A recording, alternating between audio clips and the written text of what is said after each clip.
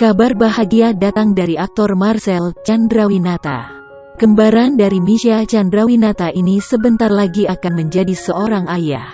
Ya, istri Marcel, Priscilla Desi Tirtajaya akhirnya mengandung buah hati pertama mereka. Marcel dan Desi menikah pada tanggal 24 November tahun 2017 silam.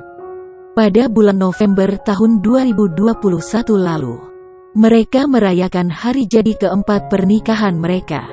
Kini tepat di hari Natal 2021, Marcel dan Desi mengumumkan kabar kehamilan tersebut. Marcel dan Desi sudah 4 tahun menantikan kehamilan ini. Harapan mereka akhirnya terwujud di tahun 2021 ini. Tahun 2020 lalu, pasangan ini berujar harapan untuk memiliki anak akan terwujud di tahun 2021. Betapa bahagianya, Desi kini akhirnya mengandung. Marcel menyebut, ia tak sabar ingin melihat bagaimana rupa anak pertama mereka.